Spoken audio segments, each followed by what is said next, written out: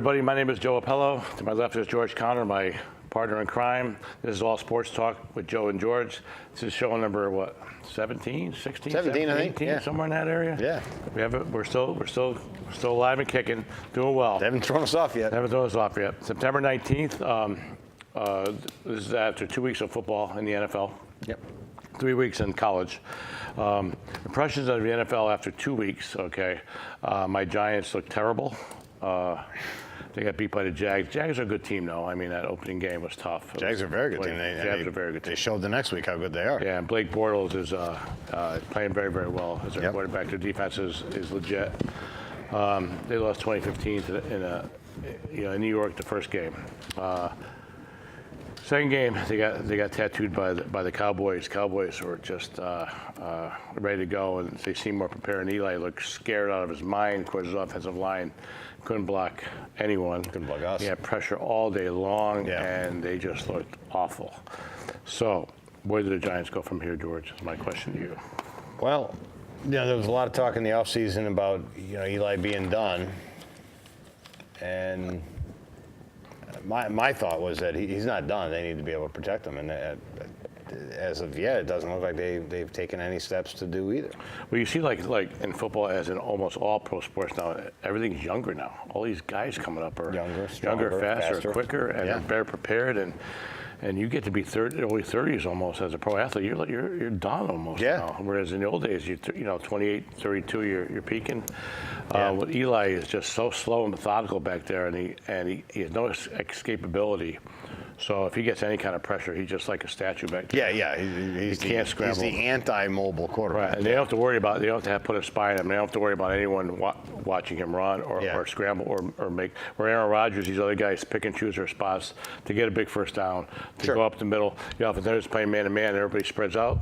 The quarterback runs up the middle for 20 yards and keeps the drive going. Yeah, and then slides and doesn't get hurt. Eli and Brady are not going to do that. Yeah. They're just not capable of doing it. They're too slow. Yeah. So we thought the Giants' offensive line issues were fixed to an extent with Nate Solder and Will Hernandez they drafted. We thought that was going to be better, but they still have Eric Flowers. Moving from left to right. No matter where he is, he's still terrible. So that's and teams know that. Teams exploit that. They put their best guy on Flowers and cause havoc. And then their center, John Halapito, he's out for the year. He broke his leg. How do you spell that? Halipo. I'll take your word for it. Alpito, yeah. Anyway, he's out for the year. Yeah. So they lost an offensive lineman in the Giant game. Yeah. Pats got beat by the Jags. After beating the Texans first game, they opened up the year with the Texans. Texans looked. Deshaun Watson, they could tell he had the time off last. He only played 7 games this year. It seems like almost every year the Texans are really, everybody's talking about the Texans going into the season. They seem not to back it up. Yeah. This year they've kind of backed off of that. Whether they've learned that they tend to overpromise and underdeliver, I don't know. But I think Texas is pretty flat. Overpromise and underdeliver. You like that? Excellent. You like that? Write that down. Excellent.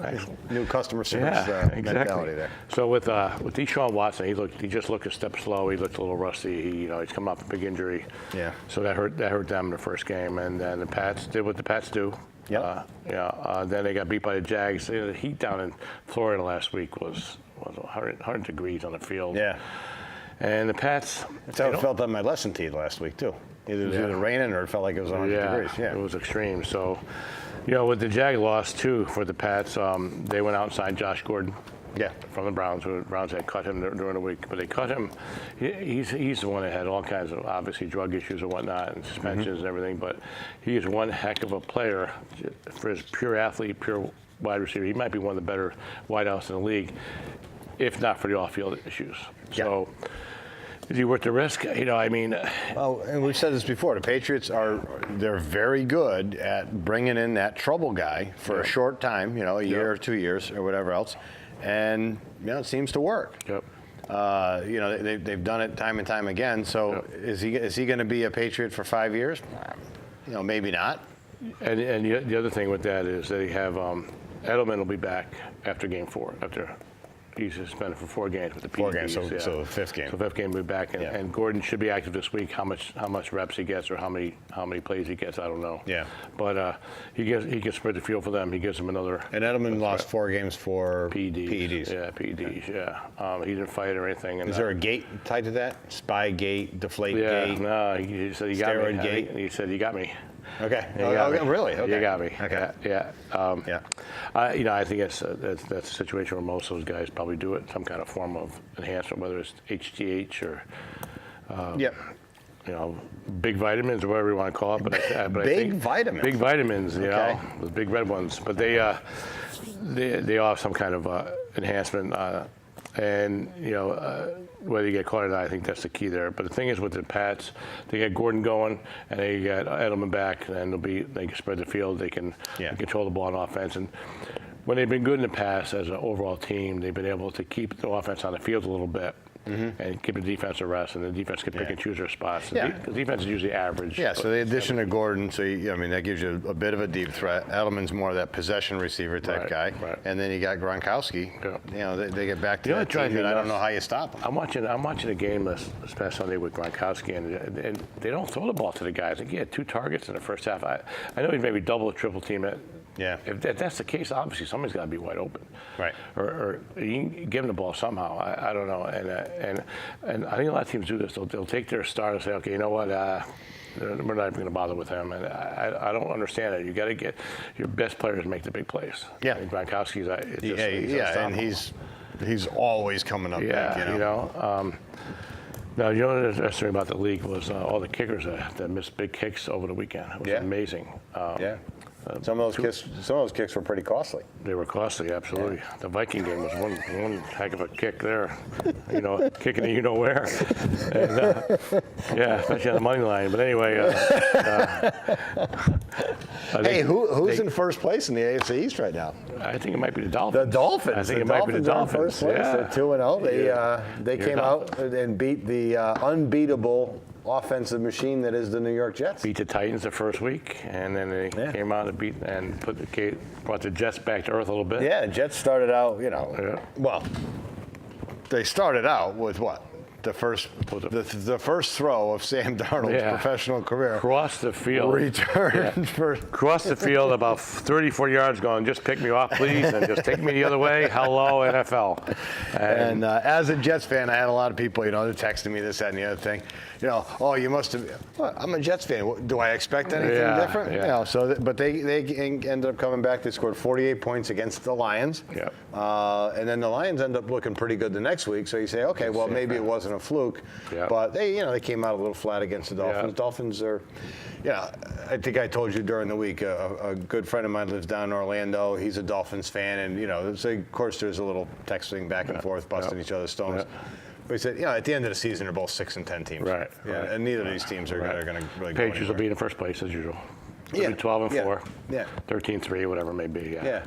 There's no question. Sam Darnold, like I say, he started off with the interception. He's thrown 3 touchdown passes, 3 interceptions. He's always been a turnover machine at every level he's been at. But he's been a good quarterback, obviously. Yeah. But I mean, those mistakes are killer, especially when you throw pick six the other way. I mean, you're just deflate you. But anyway, well, the good thing is, it's not the Sanchez era where they had LaDainian Tomlinson in the backfield, but they are able to run the ball a little bit. Yeah. So they have a chance to not ask Darnold to do what he's not ready to do. And I'm not comparing Darnold to Sanchez. I think Darnold's got more skills and he's going to become a better quarterback. But they can run the ball, and he's completed 66% of his passes. I know it's only in 2 games, and he's only averaging 8 or 9 yards a throw, which is fine. And they have to. Every great quarterback, most of the great quarterbacks in the league are going to get drafted by a team that's poor. So, I think Troy Aikman won one or 3 games his first year in Dallas, and Jim Plunkett won 1 game, and Peyton Manning won 3 games, and it's like Tony Dungy says, throw him in there, let him figure it out, make mistakes. Yeah. You're going to go 3-13, baptism by 4-12, and then hopefully you learn from mistakes and get better and better. Yeah. But if you surround us with better players, then see what happens. But yeah, Jets have a big game this Thursday, tomorrow, with the Browns. Going to Cleveland. With the now formidable Browns. Yeah. Cleveland Browns, who are 0-1-1.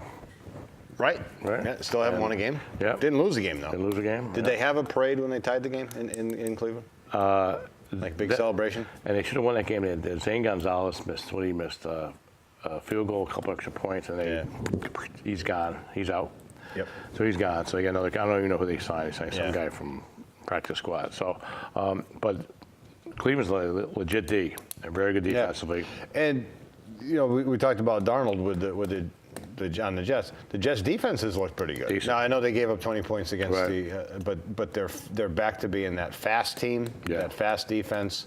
Different blitz looks and things like that. Kind of a throwback to the old, back when when the big man was coaching. But you're right with the wideouts. They have Robbie Anderson. They got Adoku, whatever his name is. They don't have a big stud wideout. I don't even know who their tight end is now. And so they don't. And they go running back by committee. They don't have a big stud running back. They have Powell and they have Crowell. Yeah, and they're. I think they'll hold their own sometimes, but I think they're in for a tough test tomorrow. Oh, sure. Yeah. I can see Cleveland win their first game tomorrow. Yeah. You heard it here first. You heard it here first. My pick. 13 days after it happened. Late of 3. Remember this. Late of 3. Yeah. And to round out the AFC East, you've got the Buffalo Bills 0-2. Oh my so God. bad. Oh my That God. Vontae How bad Davis, are they are so bad. How bad are they? They are so bad. Vontae Davis retires, gives up a $5 million contract at halftime against the Chargers. I'm out of here. Against the Chargers. I had enough. And they lost to the Chargers. Who loses to the Chargers? Yeah. Well, they had Nathan Peterman played week 1. I think he had 64 yards passing. Solid. Nice. I mean, some guys get that on one throw. So they got rid of him. They sat him. They started Josh Allen. Josh Allen played half the first game. Yep. So Allen did a little bit better, but I mean, it's the same philosophy. You might as well let Josh Allen play and get his lumps and figure it out. And he's got the physical attributes. Whether he has the mental part, who knows? Yeah. But you got to find out. They're a mess. You got to find out. They never should got rid of Tyrod Taylor. He's a serviceable quarterback. They've been a mess since. Been a mess. Jim Kelly retired. Yeah, and they go back and forth. And who they got this week? They played Ravens this week. I don't know, but they're a mess there. Buffalo, or Buffalo Bills. The Bills. The Bills have Vikings. Vikings. Oh God. Yeah, that's right. That line's like they're like 16.5 point under now. For my money, the most complete team in NFL right now, and unless they screw it up, are the Rams. I think the Rams have everything: offensive, defense, special teams. They're just they went out and addressed every single liability, every single weakness they had from last season. They had a good season last year. Yep. And they've gotten better at every situation. And they had a tough first half against the Raiders, and then blew them out the second half, and then they blew out the Cardinals, who might be the worst team in football with the Bills. Yeah. So they're 2-0. It's kind of nice isn't it nice that the Jets and the Giants are not in that conversation this year? Possibly the worst team in football. Yeah, but they're going to be. I think the Giants have unless they get that offensive line straight down, they're going to have a long year. I don't care who you got, Barkley and Odell Beckham, and they just don't. You can't give them the ball. I mean, there's just too much stuff going on. Yeah. And the defense is decent. The defense is pretty good, but I mean, Chucky's off to a rough start out in Oakland with the Raiders. Raiders 0-2. He was quoted today as saying, "Boy, it's tough to find a good pass rusher in this league." Really? Well, you had one, and you let him go to the Bears. Khalil Mack, I mean, the guy is a potential Hall of Famer. I mean, 2-time Defensive Player of the Year already in 3 years. And then, who knows what the real story is with that as far as signing and this and that and communication and negotiations and whatnot. But he's obviously with the Bears. He makes his debut against the Packers on Sunday Night Football 2 weeks ago. And he had, I think he's the first player to have an interception, a fumble recovery, and a touchdown in a game. Really? In one game, yeah, three things he had. He was a force on defense, and he hadn't even played all year. Yeah. He hadn't played any preseason games. He was well rested. Yeah. He's he's a heck of a player. Oh, yeah. And I tell you, the Bears are a sleeper team. They have a very, very good. They had top 10 defense last year, and they had a Mack and a couple other pieces. So yeah, they're very good defensively. And then you got Trubinsky, who should get better every year. Yeah. But I'm not sold on him. He's got a long way to go. He's only had, I don't know, he's got more starts in the pros than he did in college, as far as. Okay.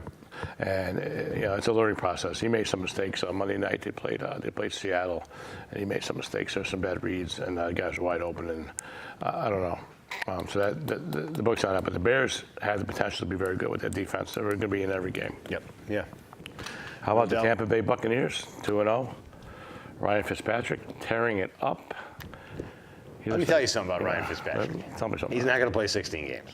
He's not going to play at this level for 16 games. Deshaun Jackson played a hot hand. I've seen it. I've seen it up close and personal. Actually, his first year, he went from I believe he went from the Bills to the Jets, and had a pretty solid season. Then they signed him to a big contract, and that was it. And that's exactly what he did in Buffalo. He was having a pretty good season, and then they gave him the big contract. Once he got the big contract, where did it all go? It all disappeared. But he went to an Ivy League school. He got I think he had one of the highest scores ever on the Wonderlic test. I think he probably has the highest SAT scores of anybody in the NFL as well. Did you see him in the press conference when he came out with that outfit? No, I didn't see that. No. After the game, he came out with no shirt, no undershirt, had a jacket on with all the bling, and it was all Deshaun Jackson stuff. And he had sunglasses on. He walks out, they're all laughing at him, and they're like, "What's up with that?" He goes, "It's Deshaun Jackson." Deshaun Jackson comes out from the back. He's got his shirt off. He's like, "Where's my stuff?" And he goes, and Fitzpatrick said, "The only thing on here is mine. Is a chest hair." So it was pretty funny, actually. Yeah, it's pretty funny. Yeah. But we'll see what happens there. Jameis Winston should be off his suspension after Game 3. Yep. Back, but you can't make that change. Fitzpatrick's playing too well. He's got a lot of weapons, Mike Evans and Deshaun Jackson. And yeah. They're playing well right now, so we'll see. Now, again, Fitzpatrick with the Jets, flamed out, but the guy's had a pretty good career for himself. Yep. Coming out of an Ivy League school. Yep. Not exactly, the farm for NFL quarterbacks. Yep. He's been in the league now. It's got to be 10 years. 10 years or so, at least 10 years, maybe 12. So, yeah. He can retire. It's kind of neat to see him. Maybe he'll retire at halftime. I doubt that. No? I doubt that unless they knock him out of there. Now the Eagles get back Wentz this weekend. Right. So he's coming back. So Foles is back to being a backup, which is. Is that an automatic for you? No question, just. If he's healthy, I think it's just a matter of the doctors say if he's 100% healthy and no further risk of injury and career otherwise, I think you got to put it back in there. Yeah. They haven't scored a tremendous amount of points. I mean, not terrible, but yeah. And it's always that Super Bowl hangover, man. No matter what, that's why it's so hard to repeat. Everyone's gunning for you. I think everyone's gunning for it. I think whether it's a World Series team, a Super Bowl team, or stuff like that, you're going to get broken up a little bit. Yeah. Some guys that are going to want their money. Go to free agency, and you don't always have the same. That's like the Seahawks now. Seahawks are a shell of what they used to be. They had a graft on there on Monday night when they played the Bears. They had all their defense from the Doomsday defense there, and they had each guy that was starting here like disintegrate with the graphics, and there was like 3 guys left. Yeah. It was Wagner and another linebacker and Earl Thomas. Only 3 guys left on that defense. Everybody else is gone. Yeah. And they still got Russell Wilson, who is a tremendous playmaker and keeps them in games with what he does. But I mean, they just don't have. He's got to have tools. Yeah, they don't have. He's got to have targets. He's got. And they were known obviously for their defense, especially up in Seattle. And they seem to have lost their identity a little bit. So. So that's an interesting situation there. Aaron Rodgers got hurt in that first game against the Bears, and that was scary because he goes down. I mean, that makes the Packers totally irrelevant. They have no chance without him. For my money, he's the best quarterback in the league. You could argue Brady, but I mean, what Rodgers does on a day-to-day basis, game-to-game basis, year-to-year basis, just makes plays, and he makes plays with his legs, and he puts the ball in spots where no one else could put them. Like the one he had the big pass to Cobb in in the Bear game where he threw the ball to the inside shoulder of Cobb in the middle, and Cobb just turned and went that way. There was no defenders there. All defenders were behind him. Yeah. But if he throws anywhere else, he can get tackled. Instead, he went for a 75-yard touchdown pass on that. Yeah. And he's the only one who can lay it right there, and he just throws with a flick of the wrist. Yeah. Oh, yeah. You know, I mean, his arm is so strong, and his legs, and he knows always where to go. Now he played against the Vikings, and that's risky because he's got a sprained knee, and then they can only probably get worse before it gets better. So I mean, the wear and tear. He's got a big giant brace on there, but he's a gamer. He's one of the guys. He never comes out, and he knows the importance. Of course, he's also the highest paid player in the NFL. So I mean, you know, he does make his money. But the Viking game was interesting against with Packers Vikings. The game was basically over, and Clay Matthews roughed the passer. He roughed Cousins on a tough call. He didn't really. It was kind of borderline. They called rough the passer after a fourth down pass, and so the Vikings continued to drive, and they scored a touchdown pass to Thielen on that, and then they ended up missing a field goal in overtime as time expired. But that should have been a Viking win, but also the Packers had the lead toward the end. Yeah. But that was Vikings are a really good team. Now I think this is right. That history was made already this year. That Garofalo has a loss. Is that his first? He lost the first game, I think. And that's his first NFL he was loss as a 7-0, I think, last year. Yeah. He was 7-0 last year, yeah. Plus he was 2-0. That's right, only 2-0 during with Brady's suspension. Yeah, so he might have won. So it took him 3 years for an NFL loss. That's pretty solid. Yeah. I think the Patriots knew how good he is or was going to be. Well, we talked back in the late winter about the whole ESPN article about all that stuff. But a book came out today by E019 about Belichick. That's the next big thing about how Brady wanted to get rid of him, or Brady wanted to be apart from him at some point. Yeah. Way back when. I mean, they're together 18 years. I mean, you're with anybody or anything 18 years, you're going to have issues. You have ups and downs. And I think one of the biggest things was when Belichick got rid of Alex Guerrero, who's Brady's kind of mentor or whatever, and trainer and everything else. And so, I think the press likes to blow that stuff up so bad that they, again. Well, obviously, the journalists you got to sell papers and articles and blogs and everything else. But Patriots, they don't starve the reporters as far as stuff to talk about. Right. You always have some kind of a thing going on there. They say with Belichick is that he's one guy in the football facility, and he's a totally another guy outside the facility. Okay. Football facility, he's like totally all business. Focus, this and that. When he's outside, just a normal, regular, they actually say a fun-loving guy, which is hard to believe, but yeah. It is hard to believe. It is hard to believe, but they say that, when he's in that facility, he's just like, one mission and that's it. Yeah. Kansas City Chiefs look pretty good with Patrick Mahomes as their quarterback. That was obviously a good decision on their part to let Alex Smith go to the Redskins. And he's been slinging the ball like and again, that's the case like with the Patriots and the Garofalo. They know what they had. Yeah. Because when they let Alex Smith go, it was a little bit of a shock. You got to see the guy in practice. You got to know what he's doing. Just like the Giants with Davis Webb, they knew he's probably not any good. So same thing. Now he's a Jet.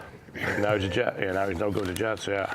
But the thing is with Mahomes, I think he has the NFL record for most touchdowns in his first 2 NFL games, and he's got Travis Kelce. He's got they've already put up 80 points. Yeah, I mean they have a lot of weapons. Yeah. And Andy Reid does a good job with that. So I think they have a lot more versatility. They've given up 65. Yeah. Well, Steelers scored 37 on them, but I mean they, with the offense that they have so many weapons that I think Patrick Mahomes takes a better advantage of those weapons than Alex Smith did because of his arm strength and the way he can throw the ball. So I mean they clearly saw that. So they look very strong. Now Denver beat the Chargers. I mean Denver beat the Raiders 2019, and the Raiders totally outplayed. Derek Carr was 29 for 32. And he still lost the game. Yeah. He had 114 quarterback rating, which is, you get 100, it's like the best ever. He had 114 quarterback rating. And he lost. And Case Keenum had a 60 quarterback rating for that game. And he still got beat. Yeah. But so that's football's a tough game. I mean, you get turnover here and there, a couple big plays. Yeah, at the wrong time. You never know. Something happens on special teams. Yeah. Exactly. No doubt. Now Yankees beat the Red Sox last night. Again, it'll be 2 weeks before we see that. But I mean, They played in the Yankee Stadium, and the game was supposed to schedule at 1. They played it at 7 because of pending weather. Yep. And Eovaldi was pitching for the Red Sox, and he was dealing. He was throwing 90s, between 95 and 99 all day long. Yankees didn't touch him. And the Red Sox scored a run on a pass, basically on a pass ball sac fly. Gary Sanchez back there had 3 more pass balls. He missed another third strike in the 7th or 8th inning where he barely threw Phillips out of first base. So defensively, he just has issue. He hasn't hit the ball at all. So anyway, it was 1-0 going to the bottom of 7th, and the Red Sox took Eovaldi out. I think he had almost 100 pitches. So they took him out, and they brought in some guy named Blaster. He's a right-handed pitcher. I even never heard of him before. And he had to walk an Andujar and walk Sanchez on a 10-pitch at bat. Sanchez battled him pretty good and finally worked out a walk, which is a nice at bat on his part. First and second went out, and Neil Walker was up, who was a switch hitter. Yep. He leaves Basser in there. So Walker has hit from the left side, which is the strong side.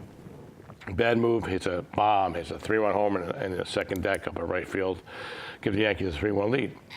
So they go to the top of the 9th, bottom of the 9th, and they bring in Zach Britton. Dave Robertson pitched the 8th and had a 1-2-3 inning. I think he had one base runner on. So they go to the bottom of the 9th with Zach Britton come in and close the game out. And he walks the first guy, and second guy hits a ground ball to Echeverria, who they put in third defensively for Andujar. Throws the ball past Calabratory to second, a potential game-ending double play. Ball goes into right field. So now they got first and third with 1 out. Guy hits a ground ball back to Britton, up the middle. Potential game-ending double play. Throws the ball past Torres again. The run scores, and now you got first and third again. Yeah. First and third again with 1 out. And the Yankees now won 3-2. 1-run game, yeah. Next guy, it's another ground ball off the middle to Britton. He throws a second and completes the double play and get out of there. Went 3-2 winners. But man, oh man, third time's the charm. They had 2 potential double plays they blew, and then they had a third one that they made. But oh my God.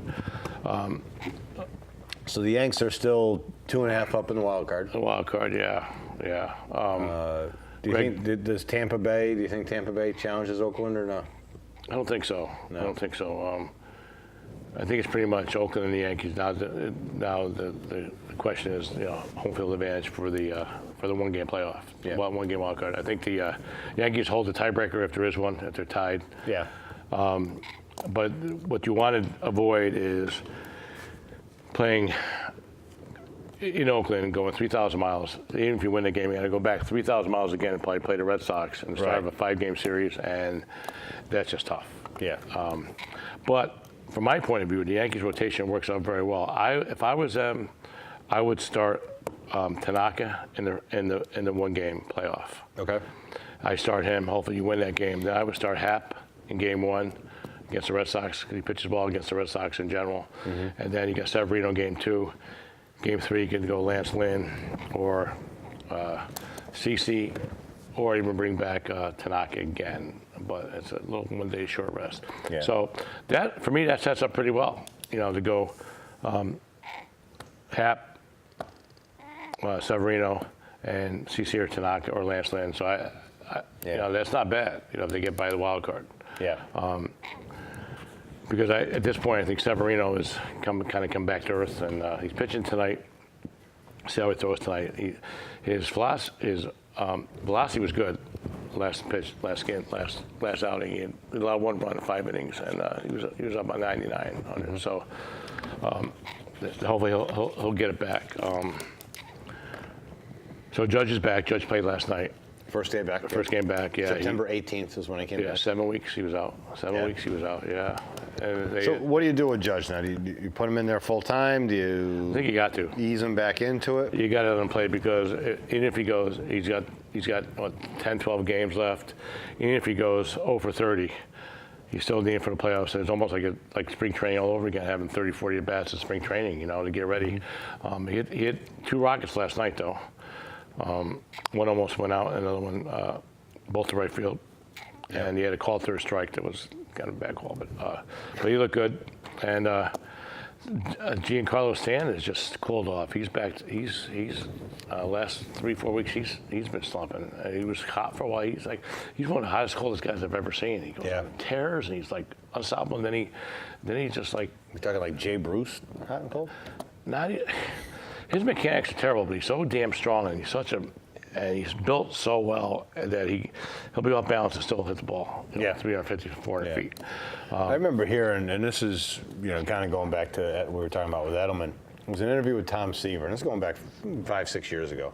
And that was the one thing that he said. They were asking about how different is the game now, and he wasn't talking about the height of the mound, the ball, or whatever else. But guys getting beat on pitches, guys late on pitches, guys with poor mechanics, still with the strength to fix a mistake and get the thing out, get it out of the park. Yeah, off balance, and he still hit the ball 350 feet. And now I'm not saying it. I'm not saying it's because of steroids or whatever else. But in this interview, this is back. I think it was actually longer ago than that, when it was really in the height of this, or maybe just after the steroid era. Yeah. Are we out of the steroid era? I don't know. But that was the thing. The mechanics of hitting is not. For these power guys, is not quite the same. And then back then, they would strength. Right, they would build their arm strength by just throwing the ball. Yeah. They would just long toss, and they would just go do bullpen sessions, and they would just throw the ball, as opposed to now these guys lifting and do all kinds of isometrics and things like that. So it just possibly working on their mobility. It's totally totally changed. Yeah. So. But the mechanics the fundamentals are crazy. Drives me nuts. I watch some of these games and. There was one game I've seen more than once where a guy lollygags it down first base. Lollygag? Hits a bomb, just thinks it's out and just kind of jogs. Yeah. Perfect examples last night was very interesting. J.D. Martinez hit a shot to left center field. And Aaron Hicks, who usually hustles all the time, he got by him and he kind of jogs. It's a double. Martinez did not stop 1 second and full out right out of the box, hustling, and he got around second, and Hicks was jogging after the ball. So he got a double. And he threw a lollipop in the infield, and Martinez made the third for a triple. Yeah. It was a sure double. Yep. And a hustle triple. And it was so impressive to see someone, like busting it. It was great, And Hicks was like, oh my God, look at this guy. What happened? Yeah. Yeah, you got the big slugger running blood. So I tell you, Yanks have always been. I don't care who's in charge and who owns the team or whatever else. They've always been a team that did all those fundamental things right. Except for Robinson Cano. Don't you know? It was just. I mean, one of the proud moments of as a Met was it was a Mets-Yankees game, regular season or whatever else, and game-ending pop-up to the second baseman. Oh, I remember that. And I don't remember the Yankee player, but it was on first base when the ball was hit, and he scored on that play. I think it was Cano dropped it, didn't he? Was it Cano? The Met dropped it. Oh, the Met dropped it. It was the second baseman. I can't remember who it was now. It was Felix. Was it Felix Milan? Not Felix. Nah, but anyway, what I'm getting at is guy standing on first base, pop up to the second baseman, it's going to end the game. Instead of trotting around the bases doing a thing, he busted it right off first base, scored. Yeah. Scored, and that changed the game. Yeah. How many guys actually do that? Yeah. But if you're a Yankee, Brandon Nimmo does it all the time, even on a walk. On a walk, on a home run, sprints to the bases. That's why. Kind of refreshing. That's why he's an all-star. Someday. Potential. All right. Anyway, so around the rest of baseball, you got Cleveland way ahead in their division. So Cleveland's they'll win that. Clinched. They're clinched. Yeah. Boston's clinched. You've got Houston's got a 5-game lead over Oakland. That's right. It's not mathematically clinched, but that would be a shocker. So you got Cleveland, Houston, Red Sox. Yeah. Milwaukee's still in there, right? Switching leagues on me here. And then you got Atlanta's 6 up on Philly, so that's a done deal. Chicago and Milwaukee, Milwaukee's 3.5 back. That's not done yet. Right. Dodgers, Colorado going at it. And then, Dodgers, Colorado's a 1.5 back. Yeah. So anything can happen there. No, Colorado, Trevor Story hurt his shoulder yesterday. Yeah. Time for a ball. Actually, they thought it was really bad, but MRI proved negative, so he's day-to-day. He's got inflammation, so he's all right. But he's had a heck of a year. Story's had some people talk about him in the MVP conversation. He's 28 home runs. He's got 30 stolen bases. He's got, he said, well, of course it's in Colorado too. I mean, you got to take that with a grain of salt with the air, the way it is out there, how thin it is. But yeah, who do you think the MVP is in the American League? Let's go there. I don't know, Joe. I mean, It's got to be JD Martinez. I mean, gotta be. I mean, what he's done with the Red Sox. I mean, Yeah. he's like 43 and 130, batting 335. I mean, my Yeah. God in heaven.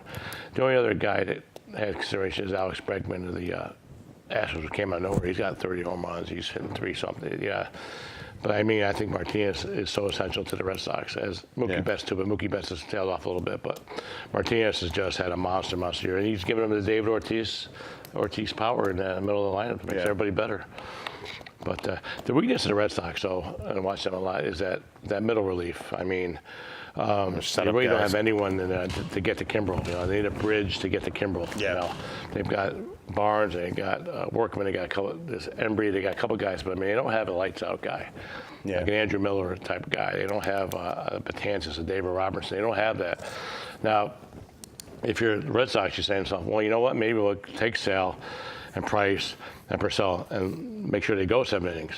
You know, they got to stretch out an inning or two. But you get somebody with a bad night. Well, what The problem is, George, and in Major Leagues now, these guys with the pitch count, you can be dealing and have 40 pitches in 2 innings, and you're almost out of the game for crying out loud in the 4th inning. Yeah. You know, guys are fouling the ball. Some guys have a 10, 12 pitch at bat where they're fouling the ball all the time. All of a sudden, your pitch count's like going up, and then that's how you get them out of the game. You just keep on fouling the ball if you're able to do that. Absolutely, yeah. And it's just incredible. It happens all the time. There's plenty of nights, you know, I get in the truck after work and it's turn the truck on and you know, I'm listening to the and our pitches, you're out. And it's, no matter what. It's almost. 8 o'clock at ninight, and you know, guys starting the 2nd, 3rd inning or whatever else. He's already thrown 38 pitches, 42 pitches, whatever it's going to be. Yep. I mean, your best opportunity going to get through 5 innings. Yep. You know? There's one game, Jake Odorizzi, he had a no-hitter going, and he had 100 and some pitches, but the guy, you know, coach didn't want to take him out. Yeah. He probably let up the base. They finally took him off that, but he had 113, 115 pitches, but he had no going. So they finally took him after that. But then, you know, the coach is like, I got to get him out of there. But you know what? Yeah, he's got a no-hitter. So, with the Red Sox, I mean, the biggest weakness of the Red Sox, too, besides that, is the catching area. I mean, defensively, their catches are very good, but they don't hit. Eddie Leon doesn't really hit. Vasquez is hitting. Last night, his stat line, he's like batting 215. He's got 3 home runs and 15 RBIs. Yeah. This is freaking September. I mean, really? Yeah. You know, 3 home runs, 15 RBIs in 4 months. Right. What was that, 2 RBIs a month? 3 RBIs a month? You know, I mean, I mean, it's incredible. You know, and then their infield, they had Holt. They had Holt playing last night, and they had Nunez in there, and they had Ian Kinsler was in there, and and they had Steve Pearce playing first. So they kind of. He's also resting guys too. So that was, and then Mookie Betts was out last night. So I mean, for all the weaknesses that they have, they've won 103 games so far. And now the Yankees' loss and the Red Sox loss is less than the combined the Orioles' losses.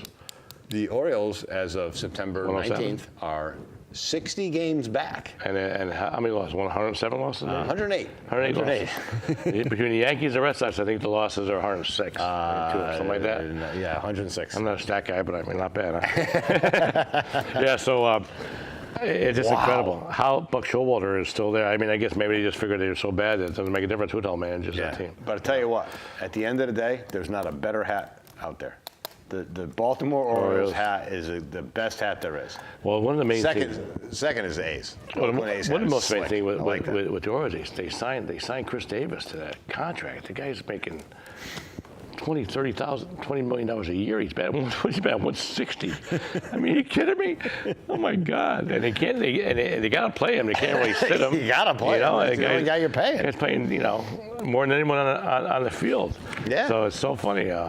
You know who's had a heck of a year in the American League, and no one's even talked about is that Blake Snell of the Rays. Mm-hmm. The guy's 20-5. Yeah. He has an ERA under 2, and that's. How many 20-game winners a year now? Not too many anymore because of the pitch count. Do you even get 2 or 3? You really don't anymore because of the pitch count and the reliefs, and the bullpens and things like that. No decisions. Yeah, and they don't. So it's very rare. And with him, I read a stat where He's 20, like I said, 25 with an under 2 ERA. The only other guys, all the left-handers that ever done that are like Vida Blue, Sandy Koufax. I mean, like Hall of Fame pitchers. The only guys that have ever done that before. So he's had a heck of a year. Yeah. But they haven't played pretty well for themselves all year. So I think he wins the Cy Young in American League. Yep. I think Rookie of the Year might be Andujar of the Yankees. And the MVP goes to Martinez. National League, who I'm not as familiar with because I watch most of the Yankee games, I think you got to go with DeGrom's got a shot to Cy Young. He does have a shot. If they could get, if he gets 2 wins. Yeah. Now he's got a winning record. Yeah. I think you have to give it to him. But the stat with he's got 26 starts in a row under 3 runs. Yeah. That's incredible. He's 1.77, I think.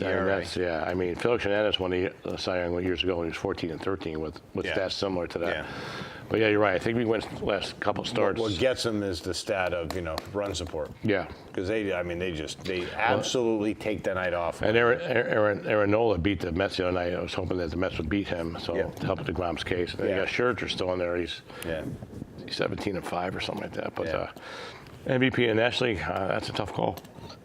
It's a tough call. I don't know who would pick there. MVP's always a tough one too. You feel like you have to give it to. In any league, someone a winning record. Can you give an MVP to a middle of the pack team? Yeah. And there's arguments for and against it. I've always said he should have an MVP and also a best player. Yeah. Have a best player. The guy's the best player in the league, no matter what this team does, and because I mean. But there's no real clear-cut guy in the National League as far as I'm concerned. Maybe Yelich of the Brewers is having a great year, but I mean, there's not really heads above guy. But again, if the Brewers don't sneak into the playoffs, can you give an MVP to that guy? Right. In other Mets news, Thor goes tonight on September 19th. Yeah, again, he's 12 and 3. 12 and 3. 12 and 3 right now. He'll be 13 and 3. He's 12 and 3 with a 3.2, 3.3. He's had a heck of a year under the radar, really. Oh yeah. Wheeler shut down for the year. Yep. Which is fine. Yep. I mean, not playing for anything. Yep. Just limit the innings or whatever it happens to be. So for all the ribbon and the teasing I get, the Mets have played pretty darn good baseball since the All-Star break. Jeff McNeil looks like the real deal to me. I think so. Great, man. He looks. I mean, he's been 330. Yeah. He's getting some key hits too. Yeah. And it's not just. And he doesn't strike out. Right. Which is, I mean, I think that's a lost art in today's game. Now, setting up for next year, you got Rosario, who's creeping his way up. He's hitting close to 260 now. Yep. Starting to figure out how to steal bases. Yep. If you put McNeil in the 2 spot, if your 2 guy's not going to strike out, okay, now Rosario gets on, a walk, a scratch single, or whatever else, it becomes a double. Yep. Because you could always run when the guy's not going to strike out. Conforto batting 3rd, Cespedes batting 4th, maybe Bruce batting 5th. Yeah. You got something there. You got Nimmo can even bat 2nd, move everybody down a spot. You can do that too. Yeah, I always like that guy who doesn't strike out to be. Yeah, I do too. If you have a base. Especially a left-handed batter. Yeah. But baseball doesn't run anymore though. Nobody really steals bases that much anymore. Yeah. It's a lot more than National League than the American League. Yeah. But if you have the tools, like I say, I mean, you go back to the Rays. Always drives me nuts. You got 1st and 3rd, and you got a quick guy first. Why not let him steal? 99% of the time, the guys aren't going to throw through. Yeah, Joe. Let them go. Yeah. I mean, I don't understand that. Or even hit and run, push guys along.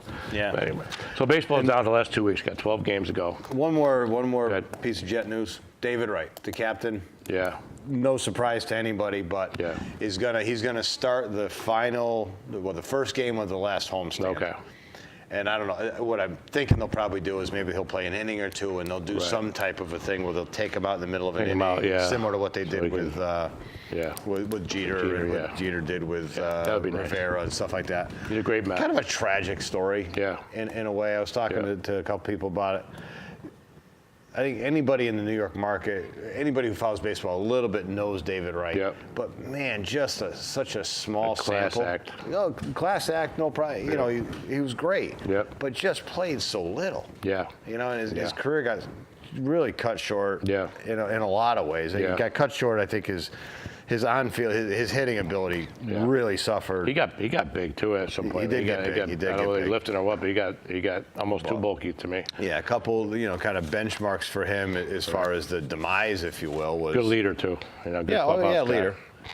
2006, 7, I think it was, maybe 6. he hits, I don't know, 22 home runs in the first round of the home run. Oh yeah, derby, home run derby. Yeah. and was horrible the Yeah. rest of the season because Yeah. everything was going to be a home run. Yeah. 2 years later, he gets hit in the head by Matt Cain. Cain was pitching for Right, the Giants at the time, right. and that was the end of him as a Yeah, hitter. yeah. Because he never got confident in Yeah. the box again. Yep. And then he had the injuries and his Yep. final, not his final, but the press conference that they had last week announcing how Yep. they were going to wrap up his Yep. career and all like that. Yep. Basically said he always played through a lot of injury. In hindsight, if he had it to do over again, he would have Right. been more vocal and said, "Hold on, I Right. got to take care of this before I get back on the Right. field." But that's not who he was. Right. So a great Met. Is he a Hall of Famer? No way. No chance. No way.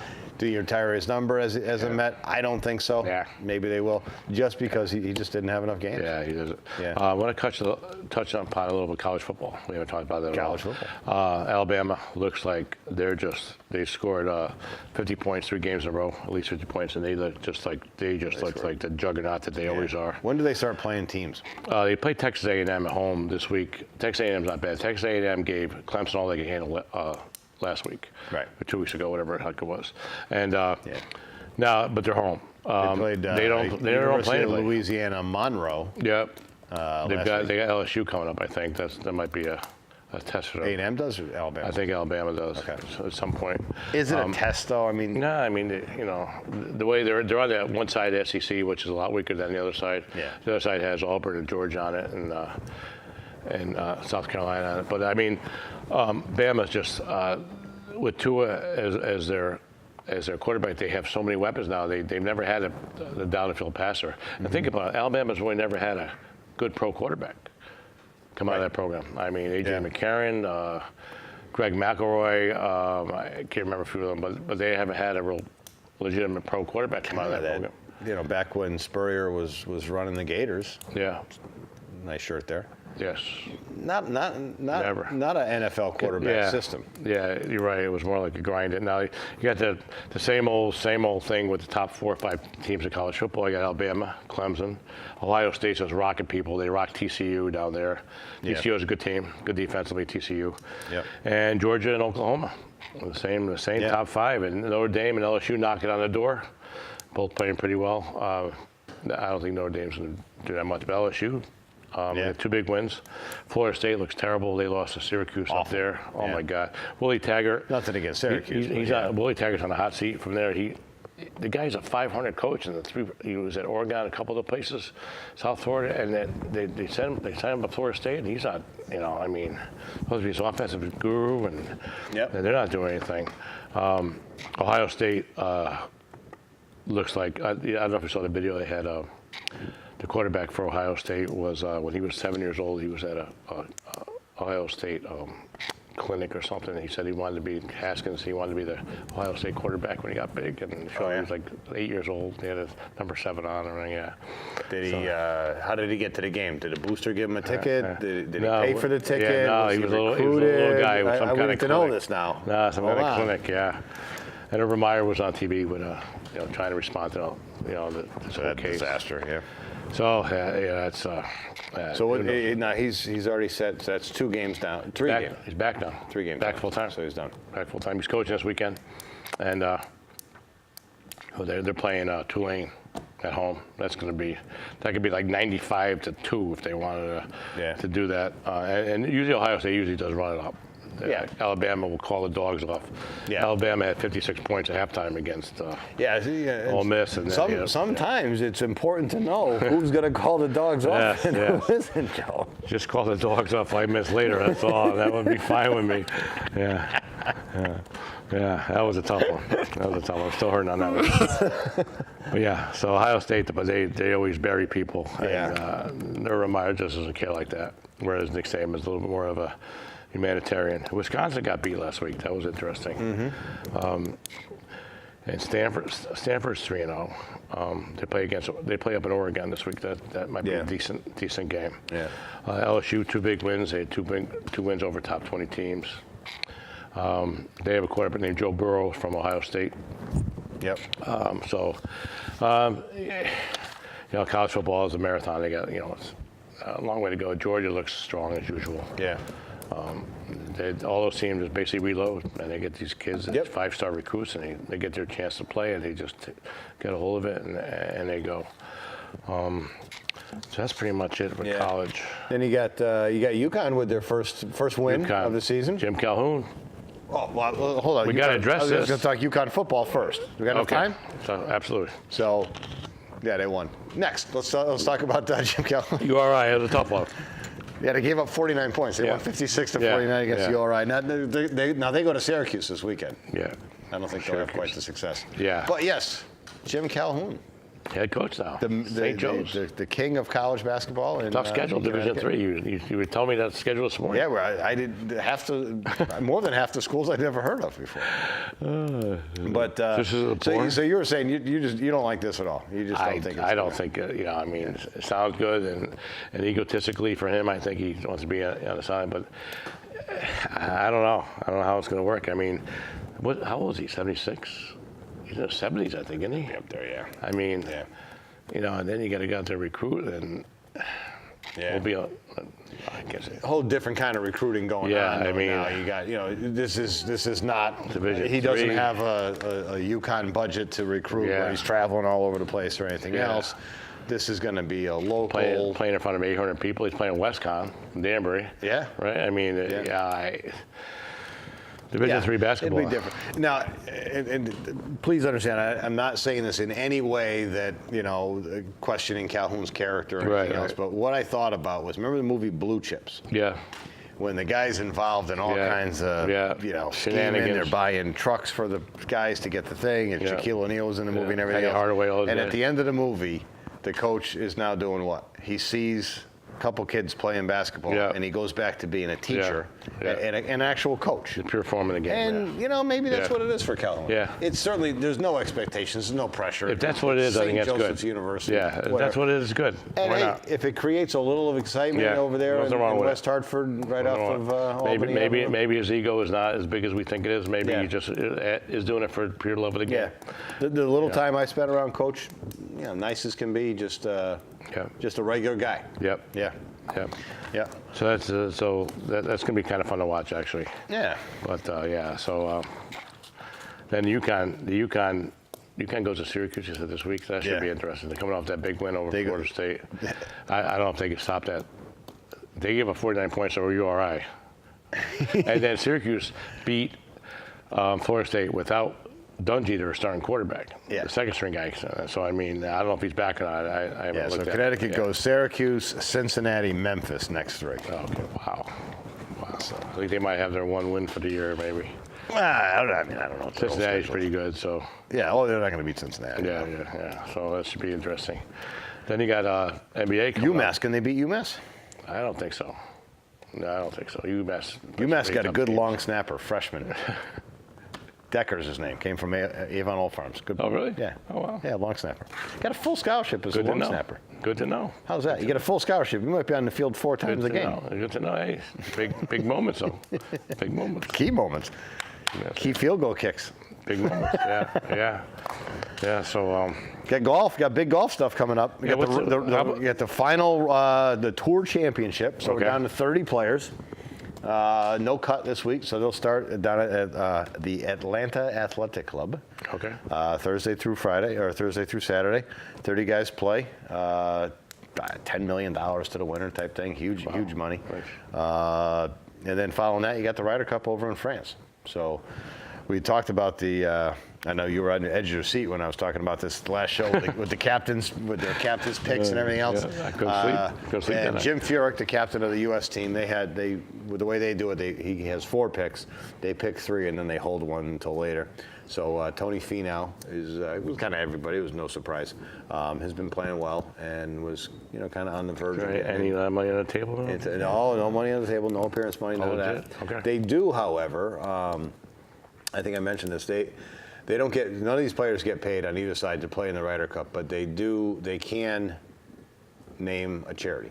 Okay. And so they can say, okay, well, you're going to take my $100,000 or whatever it is. I don't know what it is, and say, it's going to go to. Right. And a lot of guys will do it to their school. Right. A lot of tour players that have been out there for a little while they'll have their own tournament. most often it's a junior event, part of the AJGA tour or something like that. So they'll donate the money to that. I know University of Hartford was a benefactor when Jerry Kelly, who played for the University of Hartford, made it on the President's Cup team. Excuse me. But Always good to give back if you can. Give it back, especially when it's not coming out of your own pocket. And so the Ryder Cup will be fun. Tiger Woods is continues to kind of be on the fringe of contention. Yeah, I think they got. So you think he'll make that Ryder Cup?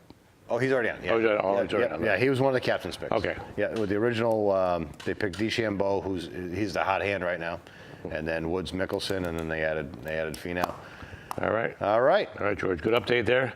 So Yankees sweep the Red Sox this week. We'll see what happens. Browns beat the Jets. You're calling for Browns beat the Jets. All right. I am. I hope you're wrong, pal. Yeah, I hope I am too. All right.